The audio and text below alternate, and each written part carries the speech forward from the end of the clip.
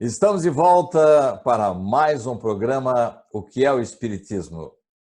E hoje, com certeza, Orson Carrara vai nos dar uma noção geral do que é a doutrina espírita. Orson, bom dia e responda-nos, por favor, o que é o Espiritismo? Olá, Sidney.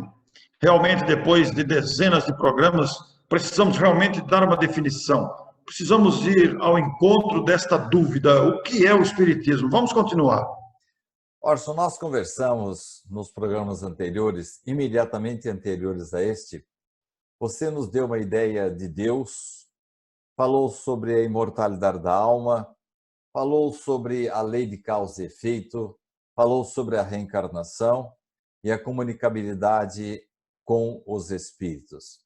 Além desses, Orson, nós temos princípios básicos da doutrina que são aceitos assim pela maioria das pessoas?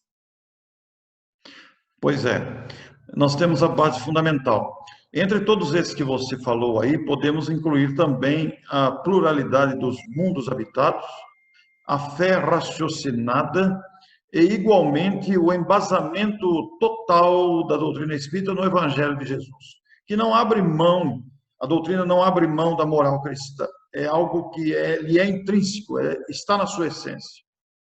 Orson, uma das coisas que mais se destacou na codificação de Allan Kardec foi a lógica, a transparência e principalmente o seu raciocínio. Eu fiz um estudo recente, até escrevi um artigo sobre o assunto, de que esse raciocínio já vinha do berço, e se recuarmos mais um pouco, de vidas anteriores. Orson, esse embate inicial, essa rejeição inicial da doutrina espírita, podemos atribuir àquele empenho de Rivaio e depois Allan Kardec ao dizer que somente a fé raciocinada deveria prevalecer, Orson? Sim, a fé raciocinada é uma questão de lógica. É nós entendermos por que cremos em algo, por que desenvolvemos a fé. Há que se ter noção daquilo que constitui a nossa fé. Kardec nos estimula, nos ensina, nos conclama a raciocinarmos sobre as questões que adotamos como matéria de fé. Por causa desta fé raciocinada, da fé que questiona, da fé que quer entender, que quer saber, talvez essa seja uma das causas que encontrou tanta resistência. Porque é próprio do ser humano acomodar-se a ideias viciantes, condicionantes, da zona de conforto. Então, quando surge a convocação, o convite para que raciocinemos em torno daquilo que estamos adotando como crença, como fé, há um embate, há um conflito entre a zona de conforto e as ideias que a própria lógica, o bom senso, o discernimento indicam. Talvez essa seja, sim, a causa de um conflito que ainda permanece, diga-se de passagem, Sidney. Nós podemos encontrar um exemplo para ilustrar mais esse assunto? A questão dos milagres, por exemplo, seria um indicativo de como a doutrina espírita encara esses fatos ditos sobrenaturais? Sim, eu acho que você cita um ótimo exemplo, porque é mais fácil aceitar que o milagre é um acontecimento excepcional, vindo do alto por sabe-se lá quais motivos, ainda que se aplique a esses motivos a misericórdia de Deus para com seus filhos, ou o desejo de exclusividade na obtenção de alguma chamada graça, por exemplo. É mais fácil atribuir isso a um fato miraculoso, milagroso, do que tentar entender a origem, a natureza, a essência daquele fato. Então é mais fácil a gente denominar, foi milagre, é algo excepcional, Deus agiu em detrimento da própria lei em favor de alguém ou de algum grupo. É mais fácil atribuir a milagre. É mais fácil dizer que Jesus tinha poderes excepcionais do que tentar entender as conquistas do Espírito Jesus. Então, a fé raciocinada nos faz entender os milagres, por que eles ocorrem e, inclusive, como eles ocorrem. Richard Simonetti costumava dizer que se nós levássemos, através de uma máquina do tempo, o antibiótico na época de Jesus, que ele seria considerado um milagre. O que você acha dessa ideia? É verdade, porque na época não se tinha qualquer noção do desenvolvimento da ciência médica a ponto de se oferecer um antibiótico ou uma anestesia, por exemplo. Então, era fruto da ignorância dessas possibilidades. Hoje nós já sabemos que o antibiótico, a anestesia e outros recursos à disposição são fruto do desenvolvimento da inteligência humana que foi capaz de pesquisar e de chegar a esse resultado que tanto beneficia a coletividade humana. Hoje não é milagre, a gente entende que é uma conquista da ciência, é um avanço da ciência nas pesquisas da medicina, para citar apenas esse exemplo. E poderiam ser acrescentados outros, por exemplo, um foguete que vai à Lua, por exemplo, como foi, que levou os astronautas à Lua. Muita gente acha que isso não aconteceu ainda. Ou, ao mesmo tempo, a possibilidade da internet. Nós estamos conectados em cidades diferentes, distantes, mais de uma centena de quilômetros, falando com a maior naturalidade, conversando, nos vendo. Isso, se fosse apresentado numa época primitiva, seria considerado, sabe-se lá o quê. Mas nós já entendemos que isso não é um milagre, é apenas avanço da tecnologia, é fruto do progresso. Você disse que até hoje existe alguma resistência com relação à fé raciocinada espírita, Orson? Sim, existe resistência à fé raciocinada espírita, justamente por causa de pontos de vistas arraigados, de condicionamentos mentais, intelectuais e principalmente de má vontade em pensar um pouco. Nós deveríamos sempre adotar uma postura de imparcialidade, porque a imparcialidade nos livra dessas tendências egoístas, dessas tendências resistentes a pensar. Ninguém precisa se tornar espírita, mas pense no assunto, abra uma janela mental para pelo menos compreender, mesmo que não aceite. Você tem o direito de não aceitar, mas temos também o dever de tentar entender. Fugindo um pouquinho ao nosso protocolo, Orson, eu havia dito que nós iríamos tratar agora de evolução e depois da moral de Jesus. Quero falar um pouquinho só da pluralidade dos mundos habitados. Recentemente, algumas pessoas chegaram até a alegar que a Terra realmente é plana, e outras situações assim, um pouco fugindo da própria ciência, e as pessoas até hoje questionam os espíritas porque as sondas remetidas para diversos planetas nada encontraram, não encontraram nem mesmo, vamos dizer, sinais concretos de vida. Agora que estão encontrando alguma coisa, água, local que pode ter tido água. Allan Kardec enganou-se quando disse que todos os mundos são habitados, quando fez constar isso em O Livro dos Espíritos. Os espíritos erraram? Não. Nós é que somos limitados na nossa observação e na nossa análise. A nossa análise, a nossa observação, as nossas opiniões são baseadas nas referências que temos.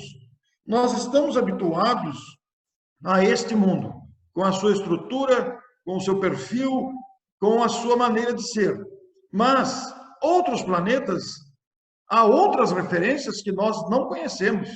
Aqui nós estamos habituados a habitar o planeta na crosta, por fora. Por que não haveria, por exemplo, para citar apenas um exemplo que pode até ser ridículo, mas apenas para estimular a cogitação? Por que é que em algum planeta não poderia ter uma vida viável dentro da crosta? É apenas uma referência, apenas um exemplo de citação. Por outro lado, a matéria pode se apresentar em estados diferentes daqueles que conhecemos. As nossas referências são baseadas naquilo que nós conhecemos aqui. Mas que referência temos de outros planetas? São informações esparsas, mas a informação de Kardec: existe vida em outros planetas. Informação dos espíritos: a Terra não é o único planeta habitado.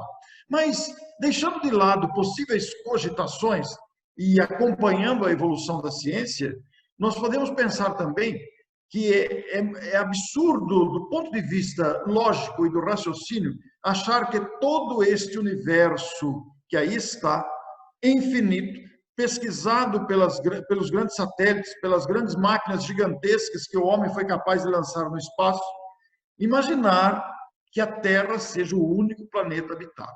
Deus seria medíocre se a sua criação máxima fosse esse planetinha aqui, que é menos que um cisco no concerto do universo, nessa grandiosidade universal. Como admitir que esta seria a criação máxima de Deus? Mas, se o nosso raciocínio aceitar, então, que esta não seria a criação máxima de Deus, como seriam as condições de outros planetas? Não sabemos. Teremos que avançar com a ciência para pesquisar isso. Seria uma presunção do homem, assim como aconteceu na época de Galileu? Seria uma alta presunção considerar-se a única e exclusiva criação de Deus. Se nós formos visitar os grandes observatórios astronômicos, veremos lá que os satélites gigantescos colocados no espaço, com grande capacidade de alcance no infinito, são capazes de mapear o universo visível em 180 graus, quadricular e fixar, ao acaso, qualquer quadrinho ali naquele quadricular. Puxar esse quadrinho e transformar em 180 graus. Quadricular de novo, pegar um pedacinho, quadricular de novo, puxar aquele pedacinho. Isso é infinito, pode ser repetidas vezes feito, e você nunca alcançará o fim. E sempre essas imagens mostrarão não planetas, não sistemas solares, mas galáxias infindáveis. Vamos parar por aí, que é assustador. Orson, quero deixar todo o tempo que nos resta para esse programa para você, da maneira que quiser, comentar esses dois princípios básicos fundamentais que restam para essa verdadeira aula que você nos deu. Quero que você fale, por gentileza, sobre a evolução e a moral de Jesus e o que isso tem a ver com essa questão nossa, o que é o Espiritismo. Fique à vontade, Orson. Pois é, o Espiritismo se apresenta como uma ciência vasta. Como diz Guy Barchuto no seu livro Médiuns e Mediunidades, o Espiritismo é uma ciência vasta que propicia a todos nós uma ampla pesquisa em todos os campos da moralidade, em todos os desdobramentos filosóficos e sempre com embasamento científico.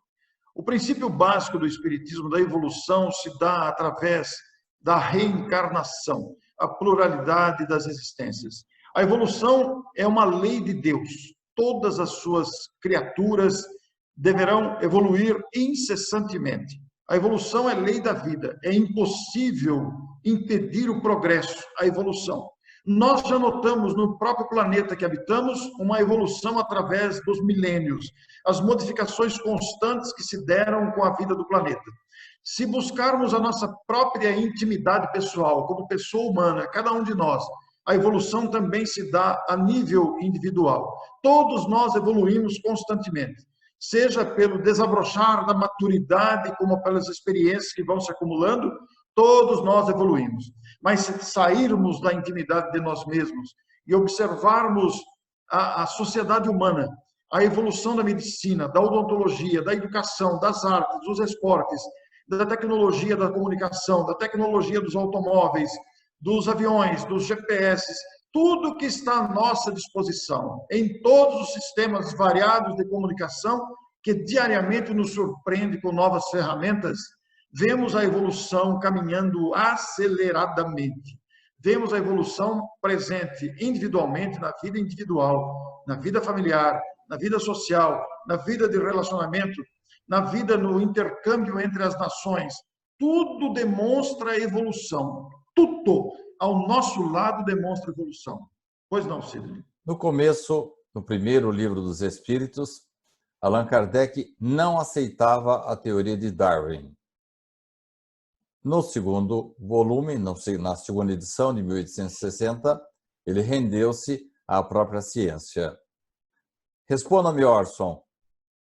Atualmente, é mansa e pacífica a ideia de que tanto o homem, sob o aspecto físico, como sob aspecto espiritual, o espírito também passa por gradações e evolui até chegar à condição de homem?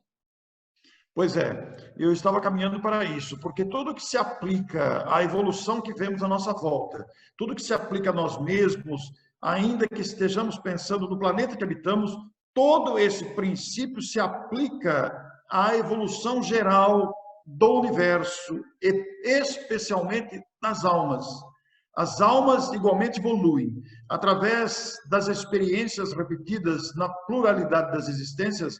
A alma adquire maturidade, a alma desenvolve a inteligência, a alma adquire virtudes e evolui. Esta evolução se dá através de um processo longo, contínuo, sem cessar, para que a alma atinja, enfim, a condição de espírito puro, espírito evoluído, espírito preparado, capacitado, que vai atuar, então, como co-criador, entendendo a vontade de Deus. Jesus afirmara: eu e o Pai somos um. Porque Jesus, no estágio que atingiu e que nos é perfeitamente viável, também atingiremos isso, porque estamos no mesmo caminho. Ele é apenas um irmão mais velho, mais amadurecido. Não é alguém que foi criado excepcionalmente, alguém que foi criado com privilégios, com vantagens. Não. Ele é filho de Deus como nós, mas foi criado antes. Assim como outros estão sendo criados agora e vão caminhar, passar pelo estágio que estamos, quando então estaremos no estágio mais avançado, talvez da perfeição, já atuando como co-criadores. Mas toda essa evolução que se dá a nível material, a nível intelectual, a nível moral, a nível emocional, a nível psicológico, a nível coletivo, tudo isso tem um embasamento, Sidney. O embasamento é a moral cristã, é o evangelho de Jesus, a lei de Deus, que é a lei de amor. E a doutrina espírita utiliza-se dessa plataforma extraordinária que é a moral de Jesus, que é incomparável, insubstituível. É uma lei que reflete a vontade do Criador. É uma lei que reflete a essência das próprias leis. É uma lei de amor que estimula os filhos a caminharem. É uma lei que incentiva os filhos a buscarem essa perfeição. Ela está intrínseca em nós, mas nós temos que cultivá-la, temos que conhecê-la, temos que desenvolvê-la, temos que aprender para então caminhar. Tudo se dá concomitantemente.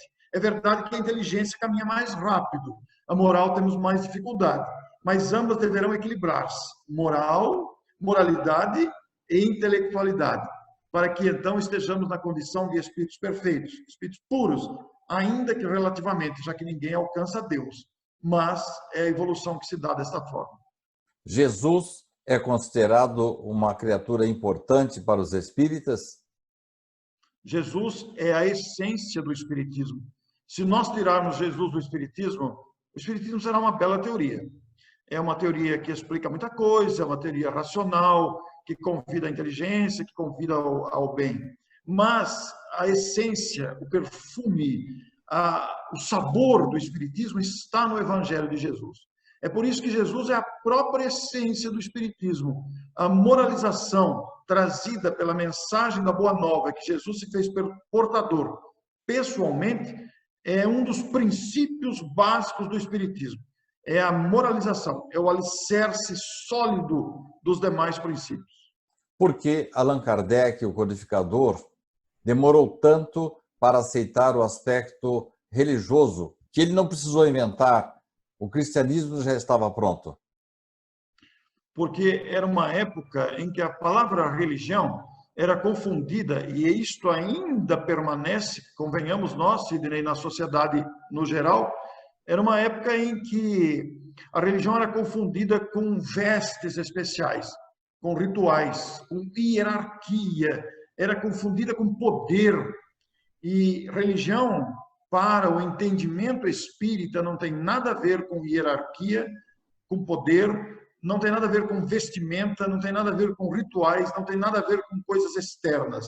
A religião é a religiosidade que podemos cultivar no coração para religarmos com a divindade. A religião é um sentimento íntimo de amor, de adoração a Deus, que se externa na prática do bem, um em favor dos outros. Orson, para encerrarmos o programa e esta série, Gostaria que você desse, agora, fugindo um pouco das minhas brincadeiras, a resposta para a pergunta o que é o Espiritismo, abrangendo esses aspectos, esses princípios básicos, fundamentais do Espiritismo. E você sabe, às vezes uma pessoa assiste a um programa, não assiste a outro. Então, eu gostaria que você encerrasse o programa de hoje dando uma repassada geral nesses princípios básicos, Orson. O que é o Espiritismo? Muitas pessoas podem se estar perguntando. Nós estamos encerrando uma série de programas que analisou isso. O Espiritismo é uma doutrina baseada em fatos. Ele é uma síntese das leis divinas e está estruturado nos princípios fundamentais da existência de Deus, a imortalidade da alma, a pluralidade das existências, a pluralidade dos mundos habitados, a comunicabilidade dos espíritos e também um embasamento lógico em Jesus, na moralidade trazida pela mensagem do Mestre da humanidade, o modelo e guia para todos nós. Dentre a esses princípios, juntam-se também a lei de causa e efeito, a lei de evolução, a fé raciocinada. Todo este conjunto de princípios que se desdobram inesgotavelmente para parâmetros e ângulos que podem nos propiciar uma ampla e ilimitada reflexão a compreender a vida e seus fundamentos, seus objetivos, seus desdobramentos, lançam-nos a compreender o que é a vida, o que são os problemas e as adversidades, por que existem. Afinal de contas, responde com propriedade: quem sou eu? De onde vim? Qual a minha natureza? Para onde vou? O que estou fazendo aqui? Qual a finalidade de viver? Por que o sofrimento? Por que os desafios? Por que os aprendizados? Pois que o Espiritismo responde a tudo isso e nos traz uma visão lúcida, clara, raciocinada, profunda, abrangente. As palavras vida e Espiritismo, e compreenda-se tudo que está inserido dentro da palavra vida. Vida é um universo de situações e ocorrências. Vida e Espiritismo estão intrinsecamente ligados, porque Espiritismo é vida, vida é Espiritismo. Com todas essas qualidades, esses atributos, podemos afirmar que o Espiritismo vai se tornar a religião de todos? Todos, para se salvar, terão que se tornar espíritas, Orson? Não, absolutamente não. Ninguém precisa se transformar em espírita para galgar felicidade, para galgar harmonia interior e plena identificação com o Criador e suas leis. O Espiritismo será o futuro das religiões, conforme afirmou um grande clássico da doutrina espírita. Isso significa dizer que a humanidade não vai se transformar em espírita, mas os princípios apresentados pelo Espiritismo estão dentro do contexto da própria vida humana, porque o Espiritismo não foi inventado, não foi criado.